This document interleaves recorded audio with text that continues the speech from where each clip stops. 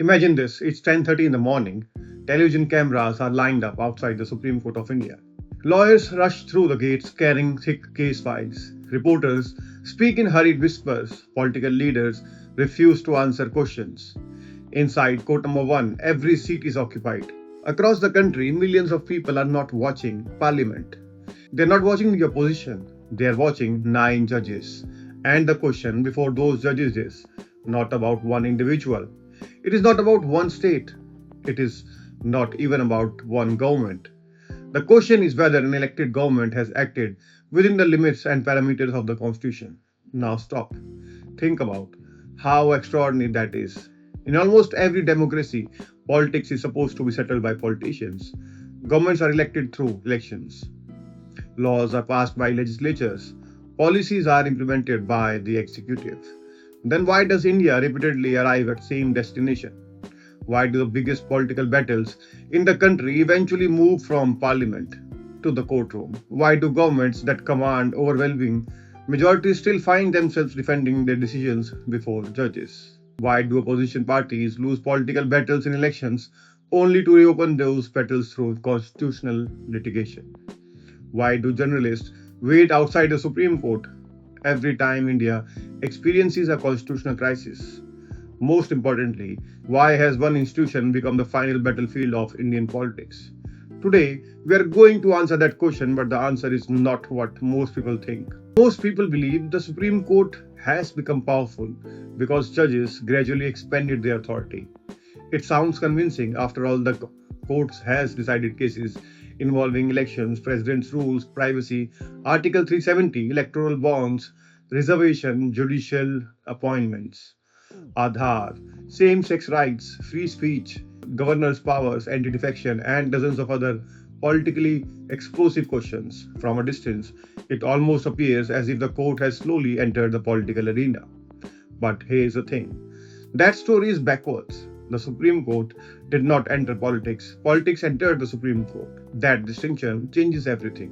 Because once you understand it, you begin to see the Constitution in a completely different way. Let's perform a thought experiment. Imagine India has no written constitution, only elections every 5 years. People vote. The winning party forms the government, parliament, passes laws. The majority always wins. Simple. Now imagine Parliament passes a law saying the next general election will be held after 25 years instead of 5. The law receives an overwhelming majority. Would that make it legitimate? Most people instinctively answer no. But why? Parliament passed it, the majority supported it, the government signed it. If democracy means majority rule, what exactly is wrong?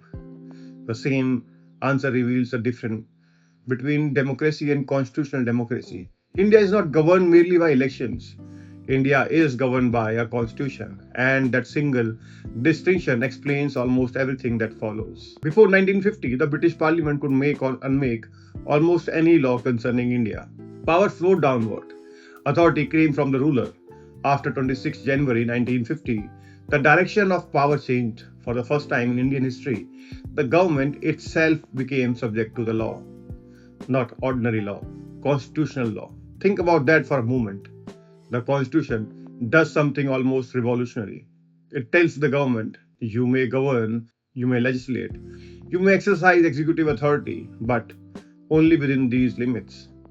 In other words, the Constitution does not merely create power, it restrains power. That restraint is the foundation of constitutional democracy. Here's an analogy. Imagine a cricket match. Everyone watches the players, Virat Kohli, Jasprit Bumrah, the captain, the bowlers, the batters. Very few people think about the rule book until something controversial happens. A dispute, did catch, a run out, a no ball. Suddenly, the rule book becomes the most important document in the stadium. Politics works exactly the same way. During ordinary times, citizens focus on governments, opposition parties, election campaigns, manifestos, cabinet decisions, but the moment a constitutional dispute arises, everyone reaches for the rule book. In India, the rule book is the constitution, and someone has to interpret it. That someone is the Supreme Court of India. Notice something, the court does not invent the rules, it interprets them.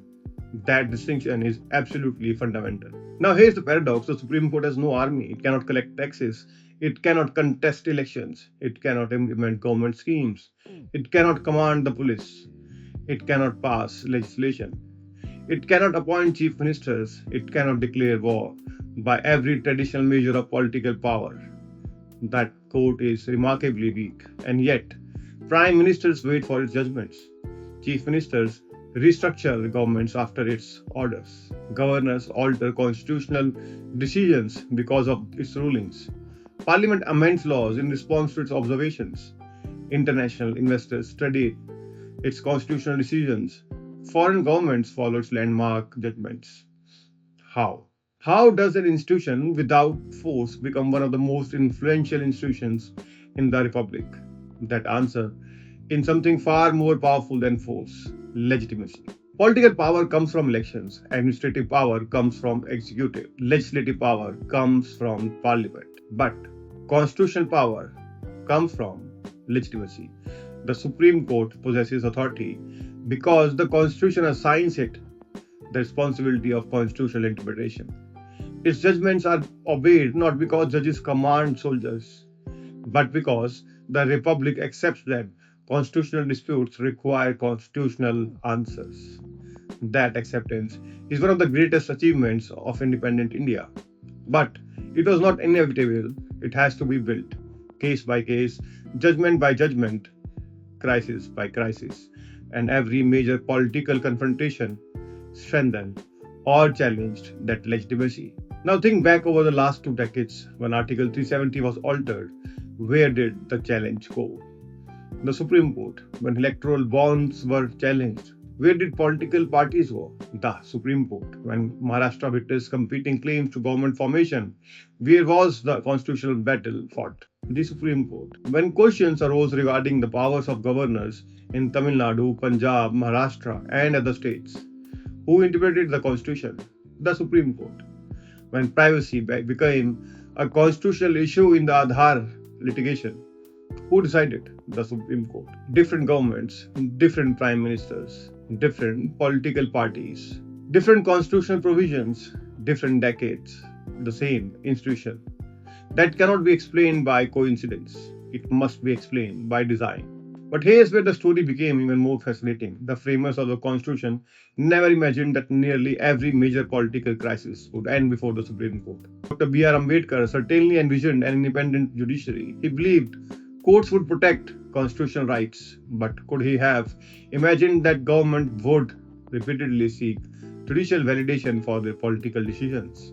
Could he have imagined that television channels would one day broadcast live updates from Constitution bench hearings? Could he have imagined that constitutional litigation would become one of the defining features of Indian democracy? Probably not. So what changed? Was it politics? Was it judiciary? Or was there something hidden inside the Constitution itself, waiting to reveal its true significance? Because there is one case, one judgment, one constitutional battle that permanently altered the relationship between Parliament, the government, the judiciary, and the Constitution itself. Without that judgment, modern Indian politics would look completely different. That judgment is considered by many constitutional scholars to be the most important decisions ever, delivered by the Supreme Court of India. Its name was Kesavananda Bharati vs. State of Kerala. And before we understand that judgment, we must first understand the constitutional war that made it inevitable. Imagine walking into the Central Hall of Parliament in 1949. The air is heavy. The debates have continued for nearly 3 years. Around you sit lawyers, economists, freedom fighters, administrators, philosophers, and political leaders. Some have spent years in British prisons. Some have drafted provincial constitutions. Some have traveled the world studying democracies. Together, they are attempting something no civilization has ever done on this scale. They are designing the world's largest democracy. Now imagine someone stands up and asks a simple question. In the future, who will be the most powerful institution in India? Would anyone answer? The Supreme Court? Probably not. The framers expected Parliament to be politically powerful. They expected the executive to govern. They expected elections to determine governments, the judiciary was expected to perform an equally important but narrower role: interpret the law, protect rights, resolve disputes. No one imagined that 75 years later, the Supreme Court will become the arena where governments defend constitutional amendments, where chief ministers fight for survival, where governors identify their actions, where election laws are challenged, and where the constitutional future of the republic is debated almost every month. This is one of the greatest unintended consequences in Indian constitution history. But to understand how we arrived here, we must first understand the constitution itself, because the constitution is not merely a legal document. It is an operating system. Think about your smartphone. Most people notice the apps: Instagram, WhatsApp, Facebook, YouTube, Maps. But those apps exist because something deeper is constantly working in the background: the operating system. You rarely think about it until something stops working.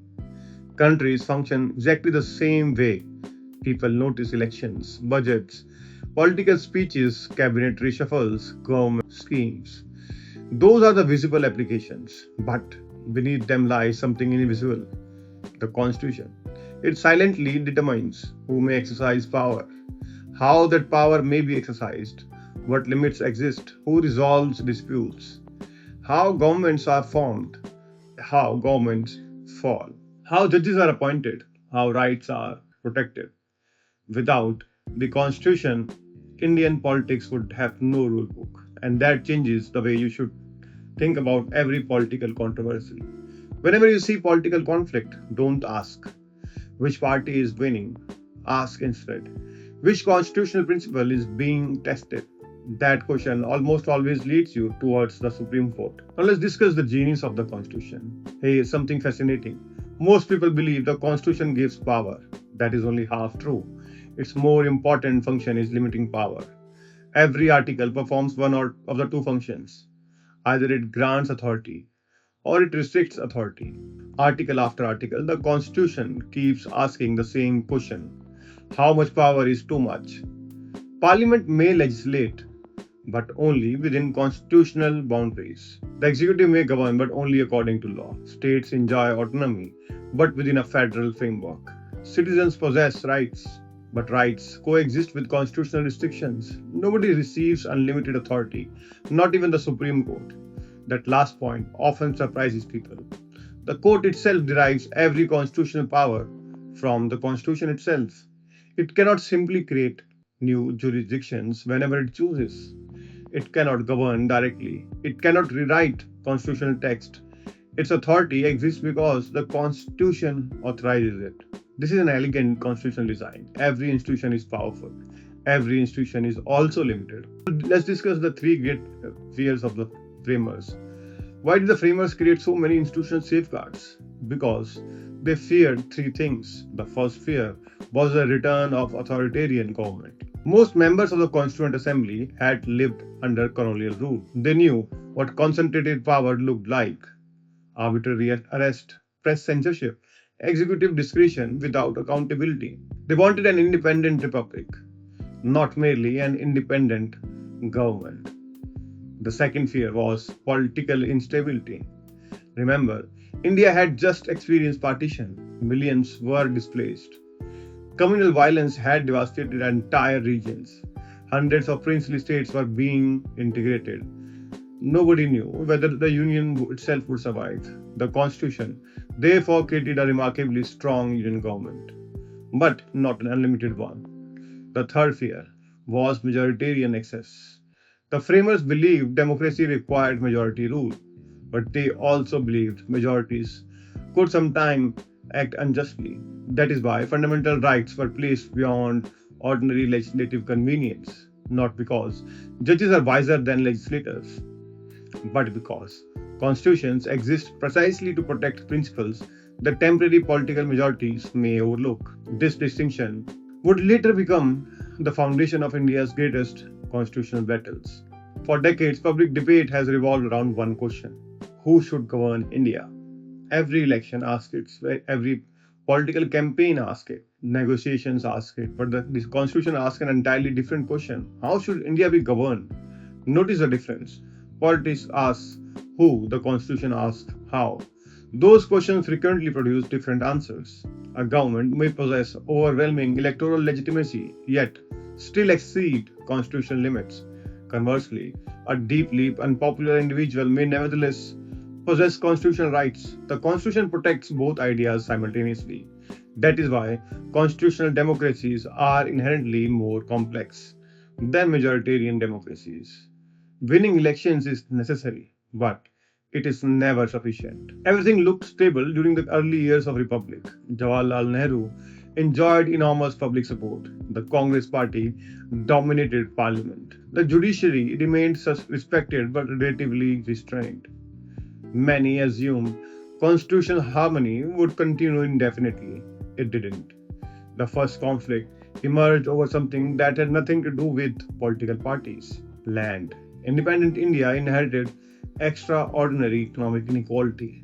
Large estates remained concentrated in relatively few hands. Governments wanted radical land reform. The objective seemed more morally compelling: redistribute land, reduce feudal structures, promote social justice. But there was a constitutional obstacle. Property owners approached the courts. They argued that compulsory acquisition violated their fundamental rights. For the first time, the Supreme Court confronted a profound dilemma. Should constitutional rights restrict Parliament's social revolution?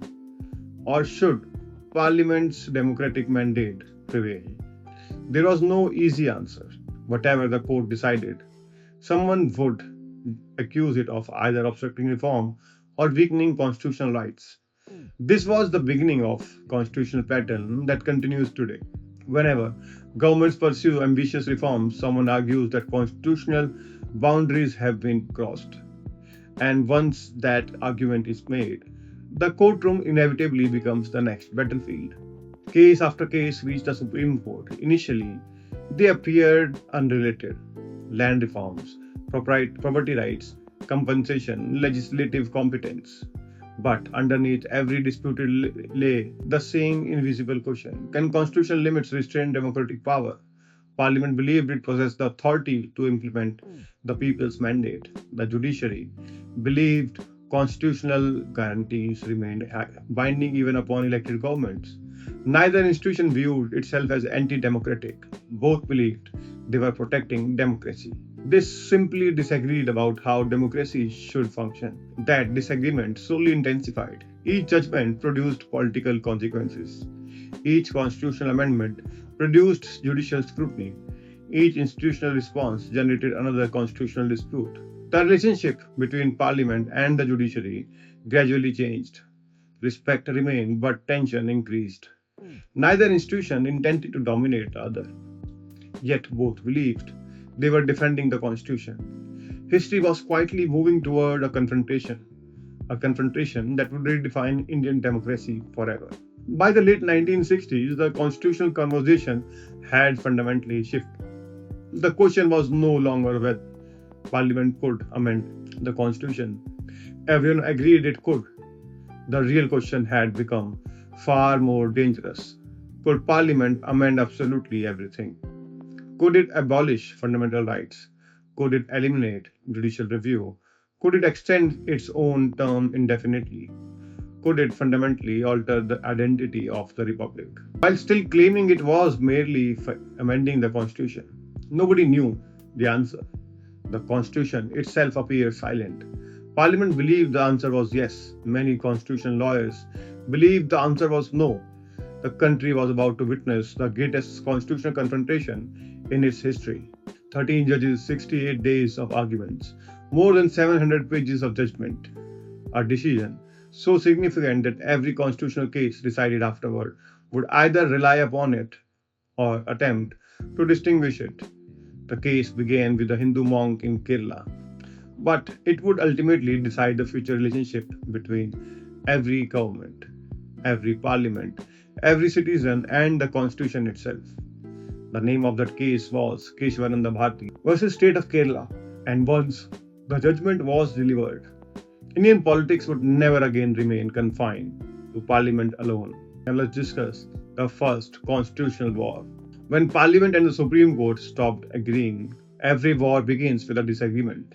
Some begin over territory, some over resources, some over ideology. India's first great constitutional war began over a single question: who owns the constitution? At first glance, that sounds like a strange question. The obvious answer seems to be the people, and constitutionally, that is correct. But institutions do not exercise power in abstract. Someone has to amend the constitution. Someone has to enforce it. That is where the conflict began. Parliament believed that because it represented the will of the people, it possessed the authority to amend every part of the constitution. The Supreme Court believed that while Parliament certainly possessed immense powers, those powers could never become unlimited. Neither institution claimed to oppose democracy. Neither institution questioned the legitimacy of the other. Yet, they were moving toward a collision that would permanently redefine the republic. To understand why, we must return to the first decade after independence. The constitution came into force in 1950, but constitutions do not create new societies overnight. They inherit old problems, and India's problems were enormous. Nearly 70% of the population depended upon agriculture. Land ownership remained deeply unequal. Large estates, controlled by zamindars, still existed across many parts of the country. Millions of cultivators worked land they did not own. Poverty was widespread. Economic inequality was severe for the political leadership. Land reform was not simply another policy. It was a moral foundation of social justice. Prime Minister Jawaharlal Nehru repeatedly argued that political democracy could not survive without economic transformation. Freedom from colonial rule meant little if millions remained trapped in feudal structures. Parliament therefore began passing land reform legislation across different states. From a political perspective, these laws were immensely popular. But from a constitutional perspective, they immediately raised difficult questions because the constitution had guaranteed the right to property as a fundamental right. Now imagine you are a landowner. The government acquires your land. You believe your constitutional rights have been violated. Where do you go? Not to the parliament, to the courts. For the first time, social revolution and constitutional rights stood face to face. The Supreme Court was placed in an impossible position. If it upheld every land reform law, critics would argue that fundamental rights were meaningless. If it struck down every reform, critics would accuse it of protecting privilege. The court attempted a middle path. It upheld some measures, it questioned others, but every adverse judgment created political frustration. Members of parliament began asking a different question: how can unelected judges prevent elected representatives from implementing the people's mandate? Notice how modern that question sounds. We will still hear it today. Whenever courts invalidate legislation, whenever constitutional challenges succeed, the same argument returns: who should have the final word, Parliament or the judiciary? That debate is not new. It began almost immediately after the constitution came into force. The political leadership was not prepared to abandon land reforms. Instead, it chose a different path. If ordinary legislation encountered constitutional obstacles, then perhaps the constitution itself could be amended. This was a remarkable constitutional movement. Rather than ignoring judicial decisions, Parliament chose to exercise its amending power under Article 368. The first constitutional amendment was enacted in 1951. Among other changes, it introduced provisions designed to protect agrarian reform laws from constitutional challenge. This was not merely an amendment, it was the beginning of an institutional conversation. The judiciary interpreted the constitution. Parliament amended the constitution. The judiciary interpreted the amendment. Parliament amended again. Neither institution intended confrontation. Yet each constitutional response generated another. Slowly, a pattern emerged. One of the greatest misconceptions about constitutions is that they are static documents. India's constitution has never been static. It has constantly evolved, sometimes through the amendments, sometimes through judicial interpretation, sometimes through constitutional conventions. During the 1950s and 1960s, amendments became increasingly frequent. Each amendment reflected a political objective: economic reform, administrative efficiency, federal restructuring, electoral reform, but constitutional amendments also raised another question. If Parliament can amend the Constitution repeatedly, is there any limit at all? Initially, very few people worried about this. The Congress party dominated politics. Jawaharlal Nehru remained widely respected. Institutional trust was high. Few imagined that constitutional powers might someday be exercised by governments with entirely different political priorities. Constitutions, however, are never written only for good times. They are written for uncertain times. The framers understood this. The institutions were about to learn it. In 1951, the Supreme Court heard Shankti Prasad versus Union of India. The issue was deceptively simple: could Parliament amend fundamental rights? The courts answered yes. It held that constitutional amendments were not ordinary laws within the meaning of Article 13. Therefore, Parliament possessed the authority to amend even provisions relating to fundamental rights. This was an important victory. For the moment, the constitutional conflict appeared resolved. But constitutional questions rarely disappear. They return in different forms.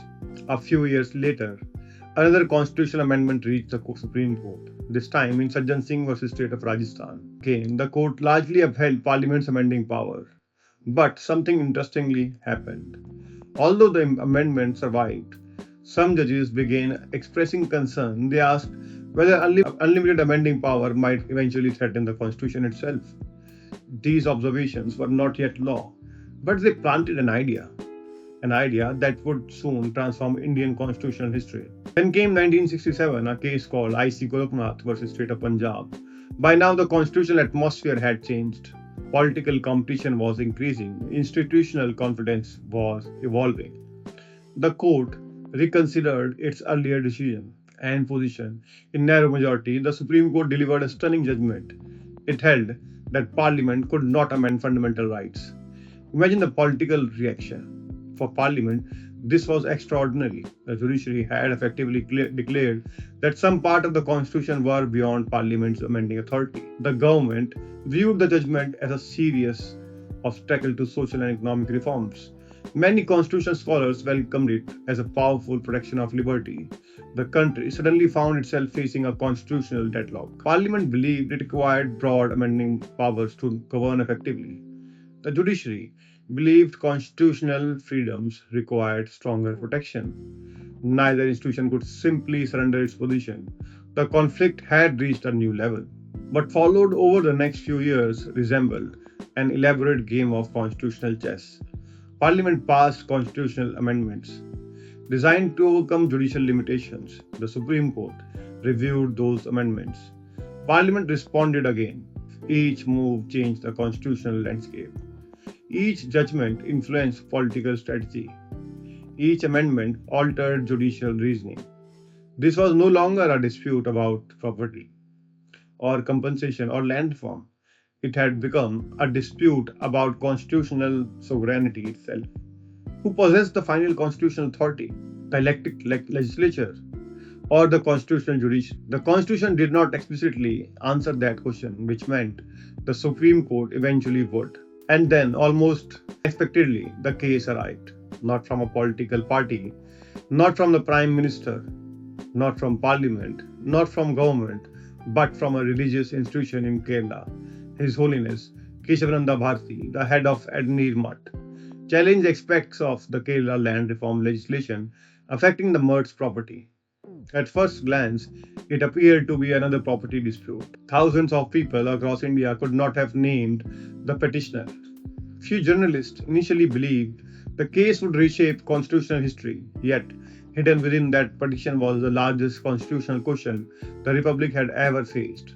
The Supreme Court immediately understood its significance. This was no ordinary appeal. This case would determine whether Parliament's amending power had any constitutional limits whatsoever. The court constituted the largest bench in the Indian history. 13 judges, never before, never since, for 68 working days. Some of India's greatest constitutional lawyers debated a question so fundamental that every future government would live under its answer. Could Parliament legally destroy the Constitution while claiming merely to amend it?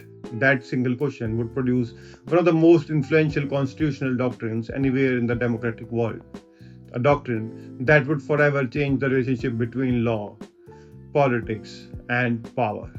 The doctrine came to be known as Basic Structure Doctrine, and once it was born, every future political crisis in India would carry a new constitutional dimension. Because from the moment onward, winning an election would no longer settle every constitutional question. There was now another test, the test of the Constitution itself. April 24, 1973, it looked like an ordinary Wednesday. Government offices opened on time, Parliament continued its work, markets functioned as usual. Most Indians had no idea that before the day ended, the constitutional identity of their country would change forever. Inside the Supreme Court, 13 judges prepared to pronounce a judgment. Not 5 judges, not 7, 13. The largest constitutional bench ever assembled in Indian history. The hearing had lasted 68 working days. Some of the greatest legal minds the country had ever produced had argued before the court. The judgment ran into hundreds of pages, but hidden inside those pages was a single sentence that would permanently redefine Indian democracy. Parliament can amend the constitution, but it cannot destroy its basic structure. Those words did more than decide a legal dispute. They altered the balance of power between every future parliament, every future government, and every future Supreme Court. To understand why, we must first understand the man whose name became inseparable from constitutional history. Ironically, Kesavananda Bharati was not trying to redesign Indian democracy. He was the head of the Adnir Mutt in Kasaragod, Kerala. His concern was practical. The Kerala government's land reform legislation affected property owned by the Mutt. Like thousands of other litigants across the country, he approached the court seeking constitutional protection. Nothing about the petition suggested that it would become the most important constitutional case in Indian history. The petitioner was not a political leader, he was not a constitutional scholar, he was not challenging democracy itself. Yet, history often works like this. Sometimes, the biggest constitutional revolutions begin with the smallest disputes. The American case of Marbury versus Madison began with an undelivered judicial commission.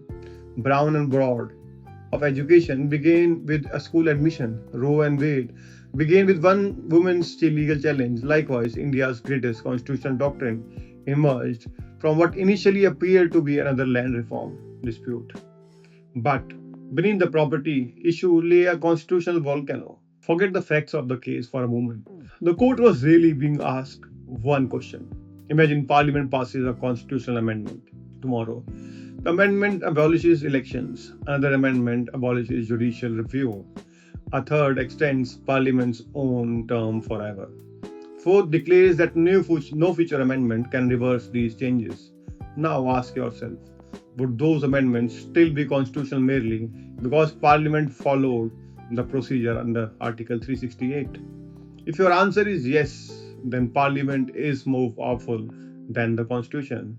If your answer is no, then there must exist some constitutional limitation on Parliament itself. That was the dilemma. Not land, not property, power.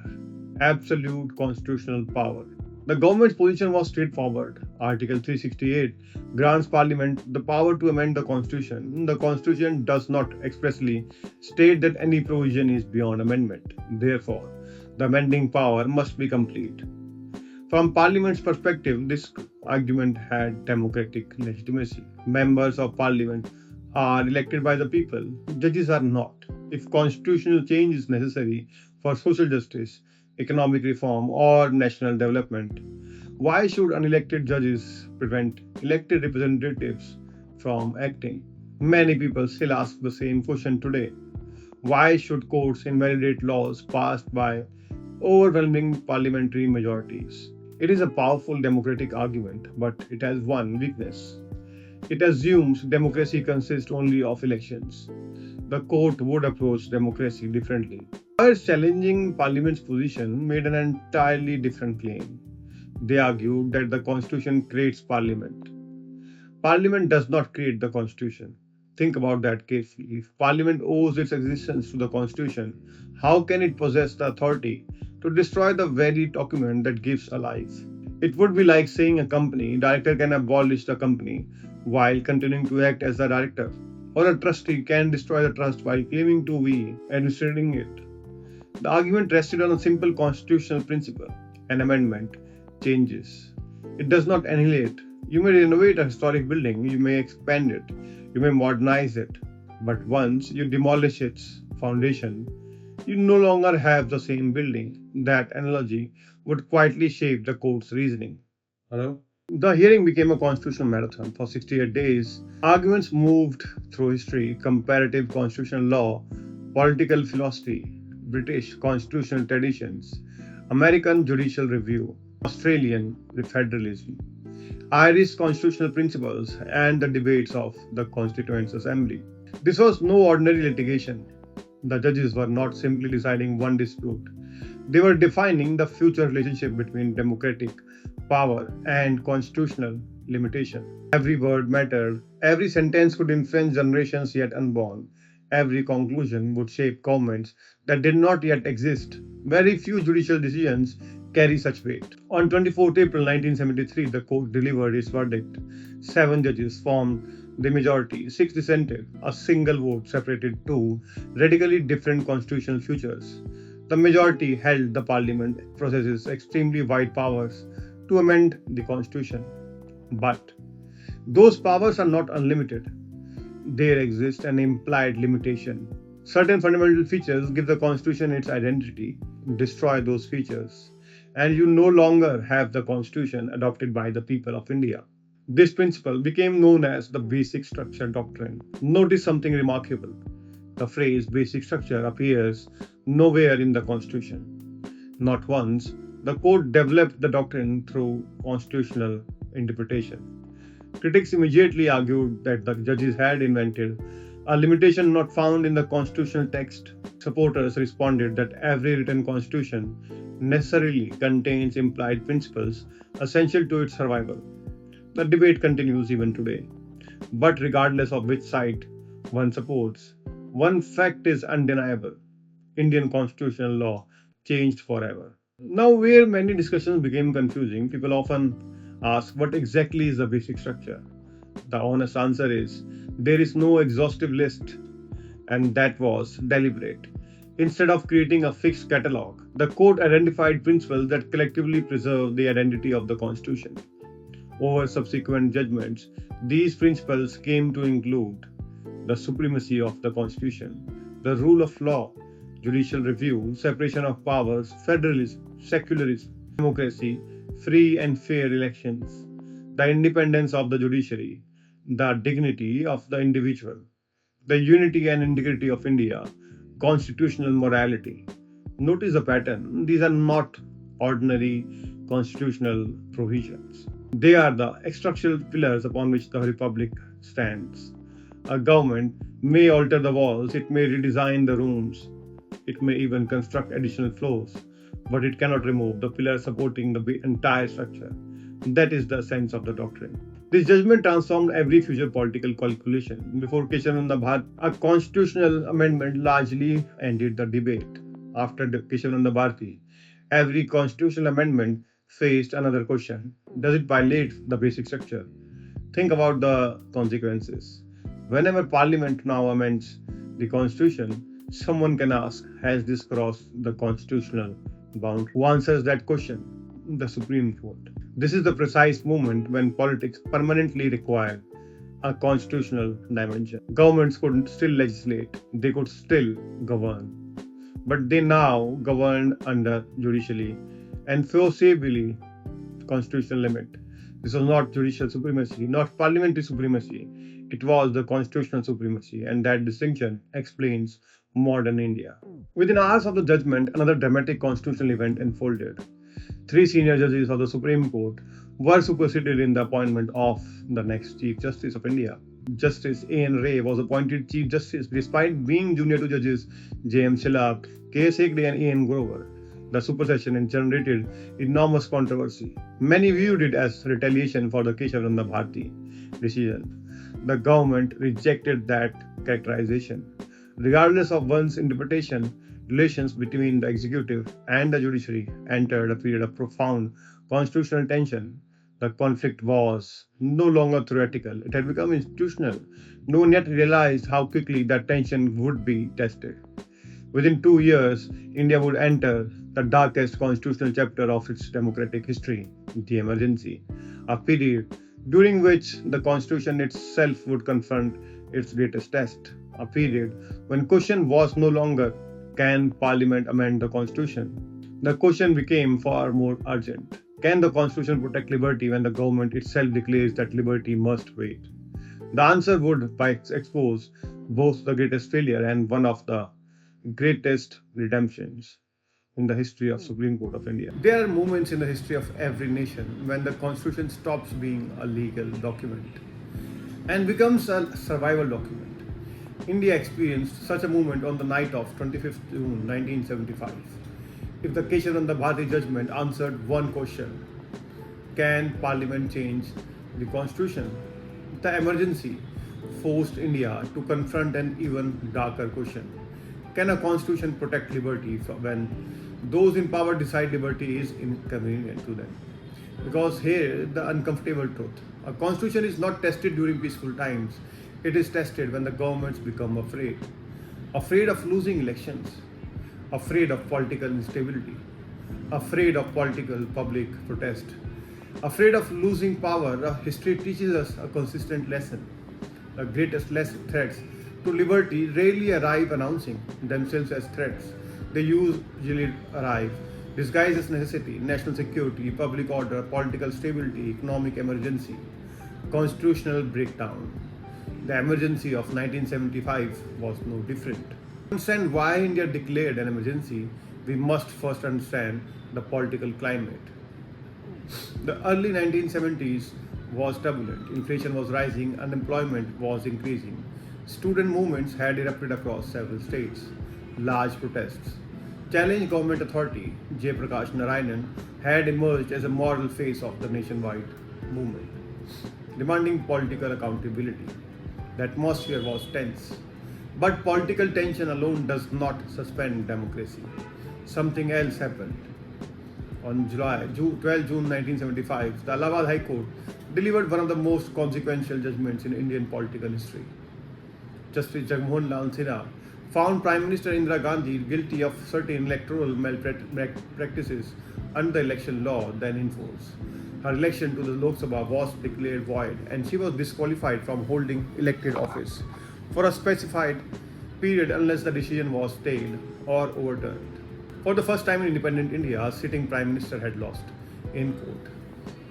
Imagine the constitutional implications. Could a Prime Minister continue in office after such a judgment? Would she resign? Would the next new elections be held? Nobody knew. The constitution had entered uncharted territory. An appeal was immediately filed before the Supreme Court. Justice V.R. Krishna Iyer, sitting as a vacation judge, granted an interim order that allowed Indira Gandhi to continue as Prime Minister pending the final hearing, but placed limitations on her participation as a Member of Parliament. The constitutional uncertainty deepened. Then on the night of 25th June 1975, everything changed. The emergency was declared and the stated reason was internal disturbance. The constitutional language then in force. Within hours, opposition leaders across the country were arrested. Journalists were detained. Printing presses were monitored. Political meetings were prohibited. Civil liberties were severely restricted. Thousands of people were detained under preventing detention laws. Telephone lines were monitored. Newspapers appeared the next morning with blank spaces where reports had been censored. For millions of Indians, democracy did not disappear overnight. It slowly became quieter. That silence was perhaps the most frightening part. Because democracies rarely collapse dramatically. They often become silent before they become authoritarian. Many people assume the constitution stopped functioning during the emergency. It did not. That is what made the period so constitutionally complex. The constitution itself contained emergency provisions. Those provisions had been included by the framers because they believed extraordinary circumstances might require extraordinary governmental powers. The question was never whether emergency powers could exist. The question was always how should those powers be exercised? Emergency provisions were designed to protect the Republic, but like every constitutional power, they could also be misused. This is one of the deepest lessons in constitutional law. No constitutional provision is dangerous by itself. Its danger lies in how human beings choose to exercise it. Then came the case that continues to haunt Indian constitutional history, ADM Jabalpur versus Shivkant Shukla. It is commonly known as habeas corpus case. The issue before the court was astonishingly simple. If the government arrests you during an emergency, can you still approach a court claiming your detention is illegal? Today, most people instinctively answer, of course. But remember, this was not an ordinary period. Fundamental rights under Article 21 had been suspended through a presidential order. The government argued that during the emergency, citizens could not seek judicial enforcement of those rights. The implications were enormous. Imagine being arrested. Imagine believing your detention is completely unlawful. Imagine being denied the opportunity even to ask a court whether the government acted legally.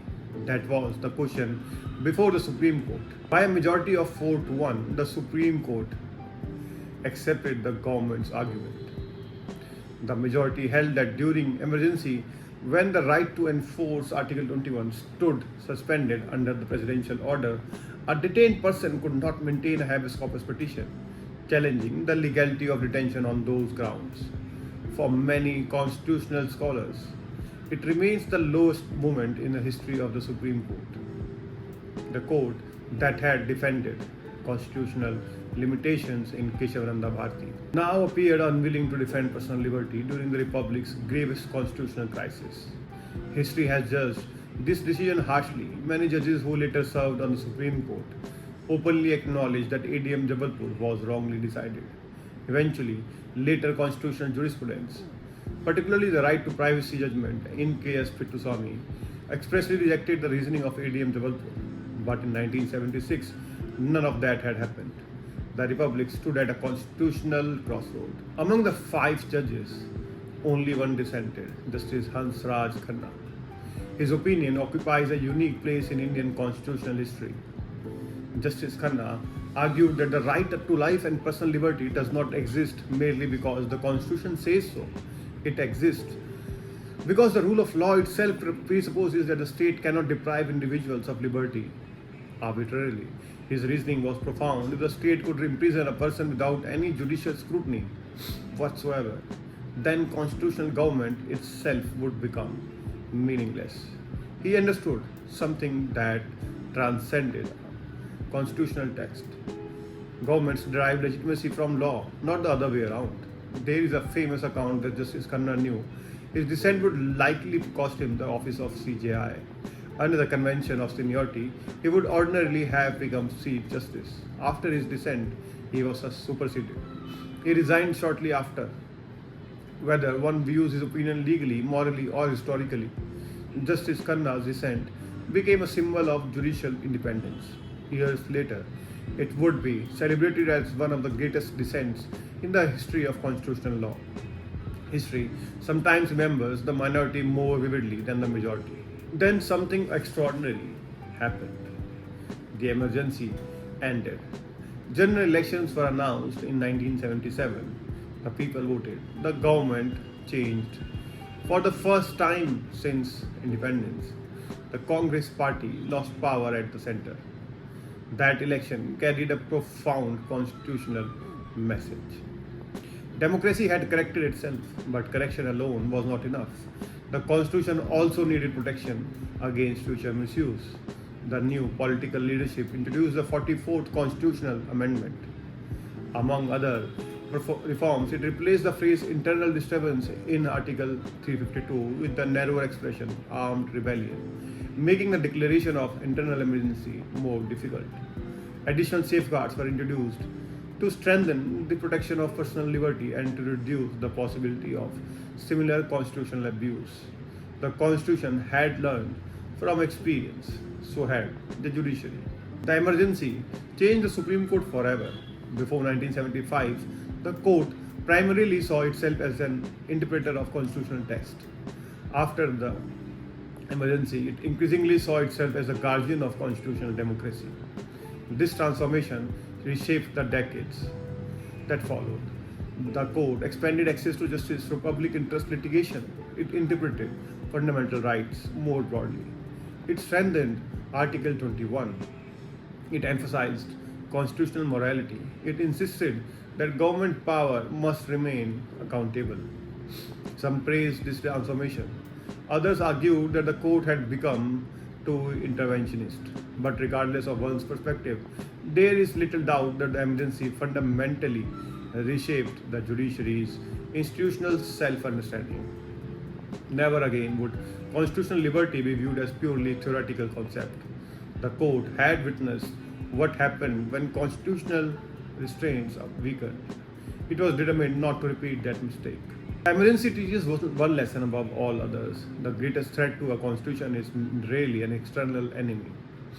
It is gradual concentration of power without effective constitutional accountability.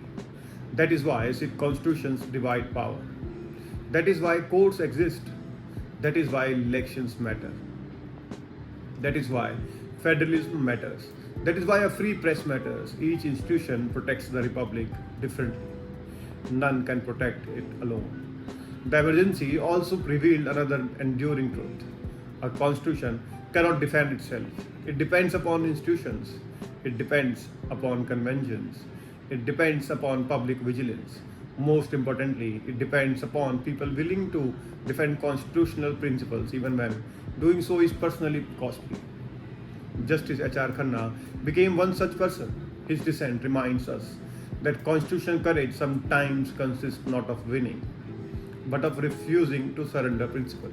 Emergency ended in 1977, but it permanently altered Indian constitutional thinking.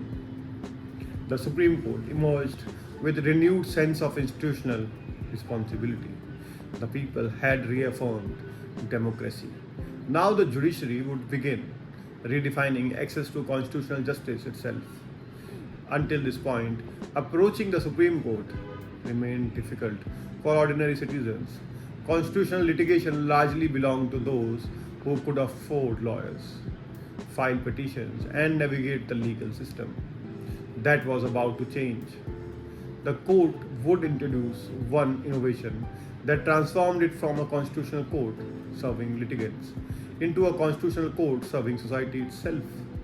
That innovation was called public interest litigation, and it would bring the Supreme Court closer to Indian politics and closer to ordinary citizens than ever before.